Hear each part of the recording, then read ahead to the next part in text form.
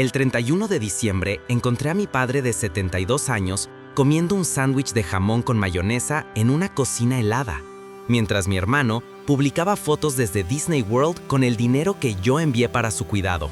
Lo que descubrí en los siguientes días me hizo entender que en mi familia el cariño tenía precio, y mi hermano estaba dispuesto a cobrarlo hasta el último centavo. La nota en el refrigerador parecía burlarse de mí con su letra pulcra y sus palabras brutales. Usamos tu transferencia para Disney. Cuida al viejo. Volvemos el 8. Firmado Lucía. Mi cuñada, la misma que siempre hablaba de valores familiares mientras vaciaba las cuentas de mi padre. Don Roberto Castillo, el hombre que me enseñó que la honestidad era el valor más importante, ahora evitaba mi mirada mientras mordiscaba ese sándwich patético. A sus 72 años, con 2 cirugías cardíacas a cuestas, se merecía algo mejor que pan blanco y mayonesa en una tocina a 15 grados.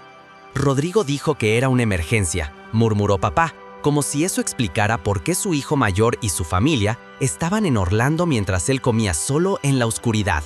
¿Qué clase de emergencia requiere boletos para el Magic Kingdom?, pregunté, revisando la alacena vacía. Solo encontré 2 latas de atún, un paquete de fideos y 3 sobres de sopa instantánea. Mientras preparaba una comida decente, decidí investigar. Hacía un año, después del segundo infarto de papá, instalé cámaras de seguridad discretas en la casa. Él lo sabía, pero mi hermano Rodrigo y su familia no. Lo que encontré en las grabaciones me dejó sin aliento. 15 de noviembre. Lucía, revisando documentos en el estudio de papá mientras él dormía la siesta. 2 de diciembre. Rodrigo, llevándose la computadora nueva que le compré a papá para sus terapias. 22 de diciembre. Los 4, Rodrigo, Lucía y sus hijos adolescentes, cargando la despensa completa en su camioneta. Pero la peor grabación era del 28 de diciembre. Firma aquí, viejo, son papeles del seguro, decía Rodrigo mientras colocaba un documento frente a nuestro padre. El zoom mostró claramente solicitud de hipoteca inversa en el encabezado. Esa noche, después de asegurarme de que papá estuviera cómodo en su cama, confronté la evidencia. ¿Cuánto tiempo lleva pasando esto?, pregunté, mostrándole las grabaciones en mi tablet. Papá suspiró profundamente. Tu hermano perdió su trabajo hace 8 meses. La hipoteca de su casa no la han pagado en 6. ¿Y por qué no me lo dijiste? Rodrigo dijo que estabas muy ocupado con tu vida importante en Barcelona. Su voz sonaba cansada, derrotada. Además, ¿qué iba a hacer? ¿Dejarlos en la calle? Ellos te están dejando a ti en la calle. Mostré la solicitud de hipoteca inversa. Si firmas esto, pierdes la casa. Papá bajó la cabeza. Lucía dijo que era para una inversión segura. Esa noche, mientras papá dormía, llamé a mi amigo Gabriel Ortega, quien era abogado especializado en derecho familiar. Necesito tu ayuda, dije cuando contestó. Es sobre Rodrigo y papá. Al día siguiente, 1 de enero, Gabriel llegó a la casa con su maletín y una expresión grave. Revisó las grabaciones, los documentos que había reunido y los estados de cuenta de papá. Esto es grave, Adrián, dijo después de un silencio incómodo. Muy grave. Estamos hablando de abuso financiero de adulto mayor, falsificación de documentos, posiblemente hasta estafa. ¿Qué hacemos?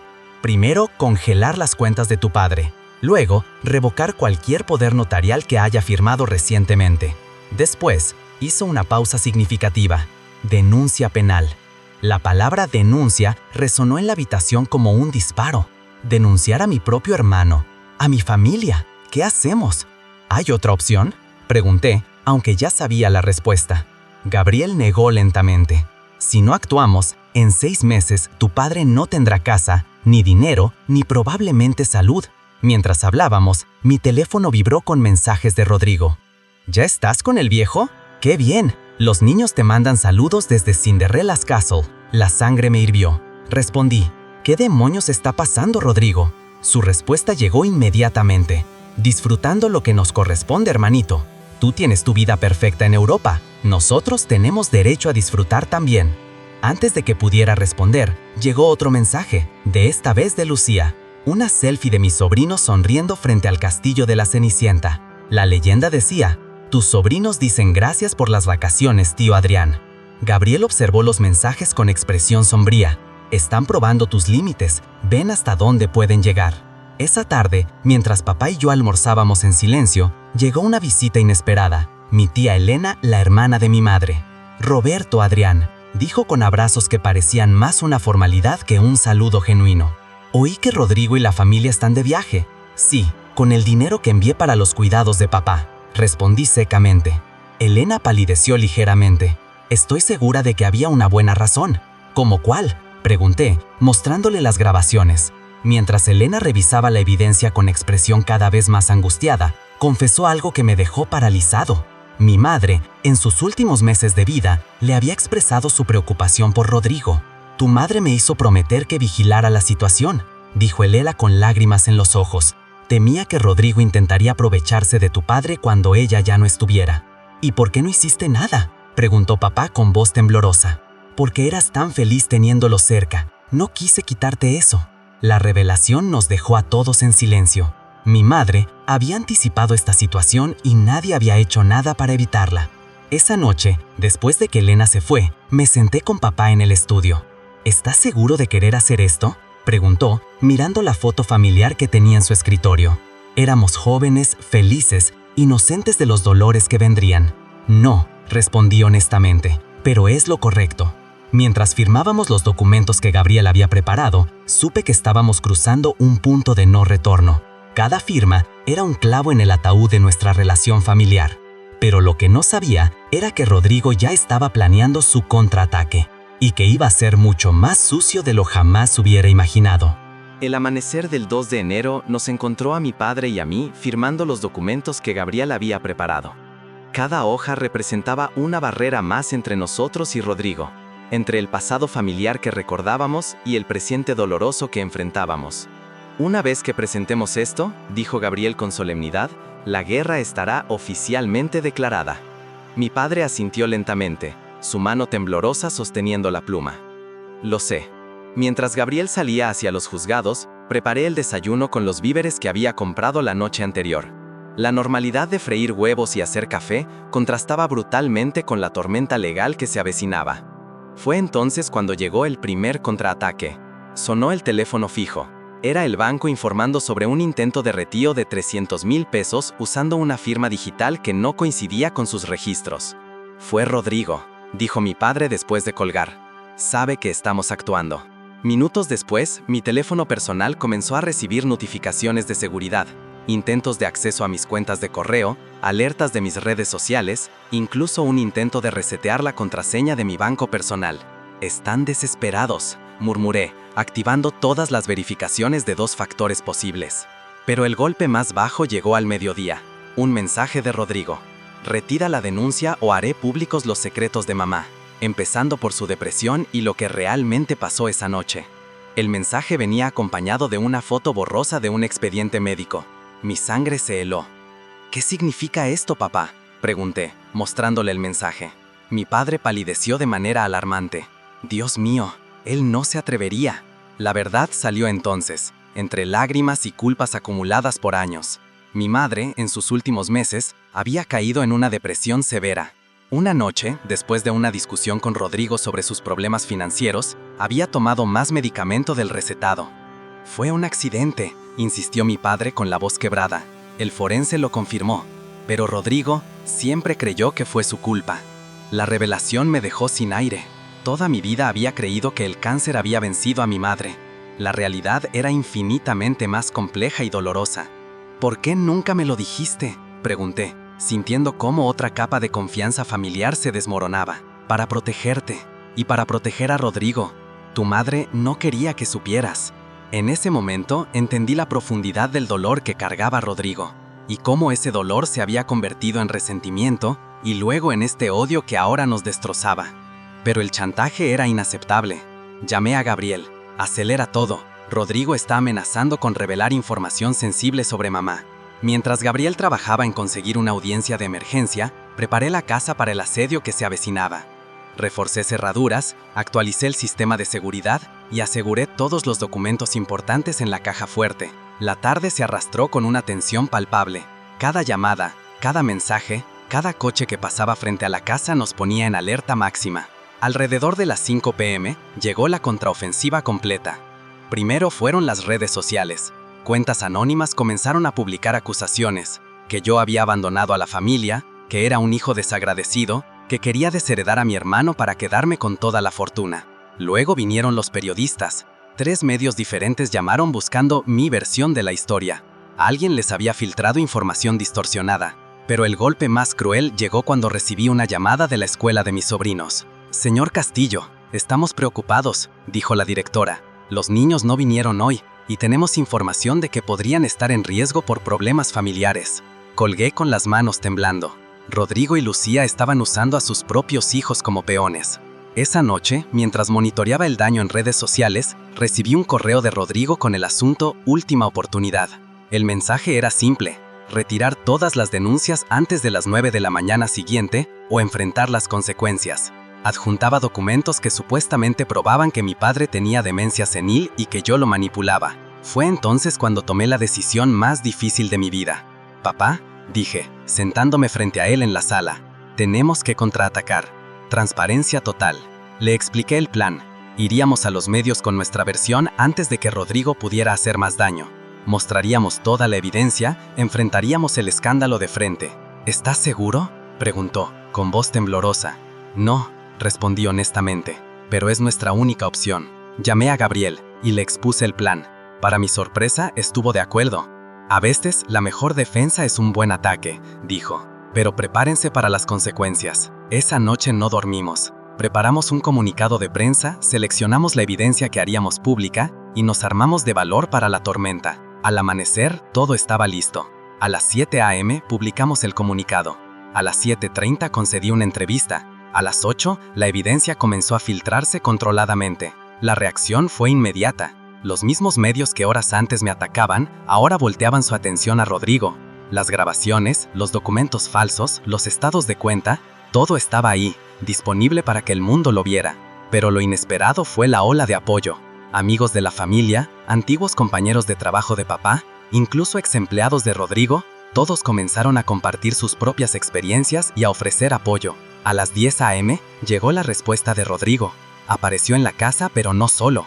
Venía con un abogado especializado en desacreditación de testamentos. «Retiren todo ahora», exigió, mostrando su teléfono con las publicaciones. «¿O qué?», pregunté, manteniendo la calma a pesar del latido acelerado de mi corazón. «¿O presentaré estos documentos?». Fue entonces cuando mi padre, que había permanecido en silencio, se levantó con dificultad pero con dignidad. «Basta, Rodrigo», dijo con una voz que resonó en la habitación. «Mira a tu alrededor, mira lo que te has convertido». Por primera vez vi dudas en los ojos de mi hermano. «Tu madre se estaría muriendo de vergüenza. Ella siempre...». «No hables de mamá», gritó Rodrigo, perdiendo el control. «Tú la mataste tanto como yo, tu indiferencia, tu falta de apoyo». La acusación nos dejó paralizados a todos. En el silencio que siguió, se escucharon claramente las sirenas de policía acercándose. Gabriel había llamado a la policía citando las amenazas previas. Lo que siguió fue caótico. Rodrigo arrestado, Lucía gritando, los niños llorando, los periodistas filmando desde la calle. En medio del caos, me encontré con la mirada de mi sobrino mayor. En sus ojos no había odio, solo confusión y un dolor profundo. Esa imagen me perseguiría por años. Las semanas siguientes al arresto de Rodrigo fueron un torbellino de procedimientos legales, declaraciones a la prensa y el doloroso proceso de reconstruir lo que quedaba de nuestra familia. La casa que alguna vez resonó con risas y discusiones familiares ahora estaba sumida en un silencio sepulcral, roto solo por el tic-tac del viejo reloj de péndulo y los suspiros de mi padre. El caso legal avanzó con una velocidad sorprendente. Las pruebas eran abrumadoras: grabaciones de las cámaras de seguridad, documentos falsificados, testimonios de empleados bancarios que confirmaban los retiros irregulares y hasta el propio historial de mensajes de Rodrigo, donde admitía sus acciones con un descaro que resultaba difícil de comprender. «Han ofrecido un acuerdo», nos informó Gabriel una mañana de febrero, sus palabras empañando ligeramente el aire frío del estudio. Rodrigo acepta declararse culpable de abuso financiero de adulto mayor a cambio de una sentencia reducida. Mi padre, sentado en su sillón favorito, parecía haber envejecido 10 años en 10 semanas. ¿Cuál sería la sentencia? 2 años de prisión, seguidos de 3 años de libertad condicional. Además, tendría que restituir el 80% de lo robado. ¿Y Lucía?, pregunté, pensando en mi cuñada y mis sobrinos. Ella cooperó con la fiscalía a cambio de probation y servicio comunitario. Los cargos contra ella serán retirados si completa 500 horas de trabajo social. Mi padre asintió lentamente, sus ojos fijos en la foto familiar que todavía ocupaba un lugar prominente en su escritorio. Aceptemos el acuerdo. La sentencia se llevó a cabo un lluvioso día de marzo. La sala del tribunal estaba casi vacía, solo nosotros, Gabriel, el fiscal y la familia de Rodrigo. Cuando leyeron los cargos, pude ver cómo mis sobrinos, sentados en la primera fila, intentaban comprender por qué su padre iba a la cárcel. ¿Tiene algo que decir el acusado?, preguntó el juez. Rodrigo se levantó lentamente. Por primera vez en años vi al hermano que recordaba de mi infancia, vulnerable, asustado, humano. «Papá», comenzó, su voz quebrada. «Adrián, sé que mis acciones no tienen justificación. El rencor y la envidia me cegaron hasta el punto de dañar a mi propia familia». Hizo una pausa luchando por mantener la compostura. «Lo siento, de verdad». Fueron las palabras más sinceras que le había escuchado en una década. Mi padre apretó mi mano con fuerza, sus nudillos blancos contra mi piel. Después de la sentencia, mientras Rodrigo era llevado fuera de la sala, Lucía se acercó a nosotros. «¿Los niños podrán seguir viendo a su abuelo?». Mi padre respondió antes de que yo pudiera decir algo. «Siempre, son mis nietos». Los meses siguientes fueron un proceso lento de reconstrucción. Mi padre comenzó a asistir a un grupo de apoyo para familias en situaciones similares. Encontró consuelo ayudando a otros a navegar por aguas igualmente turbulentas, compartiendo su experiencia con una sabiduría que solo el dolor verdadero puede brindar. Yo extendí mi estadía en México indefinidamente, trabajando remotamente y convirtiendo el antiguo cuarto de Rodrigo en mi oficina. Las tardes de trabajo se mezclaban con cenas tranquilas con papá, donde gradualmente fuimos reconstruyendo nuestra relación conversación por conversación. Las visitas con mis sobrinos se convirtieron en un ritual sagrado los fines de semana. Al principio llegaban callados, avergonzados, pero gradualmente comenzaron a abrirse de nuevo, a reír de nuevo, a ser niños otra vez. Una tarde de mayo, mientras trabajaba en el jardín con mi padre, algo que se había convertido en nuestra nueva terapia, me dijo algo que me hizo entender que estábamos sanando.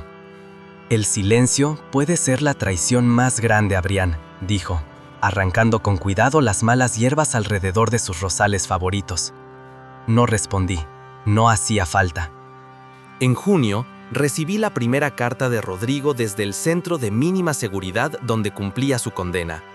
La letra, antes tan segura y arrogante, ahora era temblorosa, humilde. «Querido Adrián, la soledad de esta celda me ha dado mucho tiempo para pensar, para recordar. La mayoría de mis recuerdos son de nosotros de niños, jugando en este mismo jardín donde ahora tú y papá cultivan rosas. No sé cómo las cosas se torcieron tanto. Lucía me pidió el divorcio, no la culpo. Los niños me escriben, pero sé que les he fallado. Espero que algún día puedan perdonarme. No espero que tú lo hagas, solo quería que supieras que entiendo por qué hiciste lo que hiciste. Yo habría hecho lo mismo. Tu hermano, Rodrigo». La carta me llegó más profundamente de lo que habría admitido. La guardé en el cajón de mi escritorio, no sabiendo muy bien qué hacer con ella. El verano trajo pequeños milagros. Mi padre comenzó a pintar nuevamente, un hobby que había abandonado hacía décadas. Sus acuarelas de nuestro jardín tenían una belleza melancólica que atraía a vecinos y amigos, quienes comenzaron a visitar con más frecuencia, llenando la casa del calor humano que tanto necesitábamos. En septiembre, para el cumpleaños de mi padre, organicé una pequeña reunión en el jardín. Mis sobrinos vinieron con Lucía, quien, aunque incómoda al principio, gradualmente se relajó al ver que no había juicios ni reproches, solo el deseo compartido de sanar. El momento más conmovedor llegó cuando mi sobrina menor, Isabela, de solo 8 años, se acercó a mi padre con un dibujo. «Es la familia, abuelo», dijo, mostrando una imagen de todos nosotros tomados de la mano, con Rodrigo incluido en un rincón del papel. «Papá está aquí porque todavía es parte de nosotros, ¿verdad?». Mi padre la abrazó con lágrimas en los ojos. «Siempre, mi amor, siempre». Hoy, mirando hacia atrás en todo lo que pasamos, entiendo que las familias no se rompen por los conflictos, sino por los silencios que permiten que los secretos crezcan como maleza venenosa. Que el amor verdadero no significa permitir todo, sino tener el coraje de decir no más cuando es necesario. Rodrigo será liberado el próximo mes. Ya ha comenzado la terapia familiar supervisada, un proceso lento y doloroso pero necesario. No sé si nuestra relación volverá a ser lo que era, pero he aprendido que el perdón no es un evento, sino un proceso, y que a veces la justicia y la misericordia pueden coexistir, aunque sea incómodamente. Mi padre y yo todavía nos sentamos en el porche al atardecer, mirando cómo las luces se encienden gradualmente en nuestro vecindario. Ya no hablamos de traiciones o demandas, sino de sus pinturas, de mis proyectos, de los pequeños logros de mis sobrinos en la escuela. Tu madre estaría orgullosa de cómo lo hemos manejado, me dijo el otro día, su mano descansando sobre la mía. No lo sé, papá, respondí, pero estoy orgulloso de nosotros. Y en esa simple declaración encontramos la paz que tanto habíamos buscado. No una paz perfecta, ni una reconciliación completa, sino la tranquila aceptación de que, a pesar de todo, seguimos siendo una familia. Diferente, marcada, pero todavía una familia.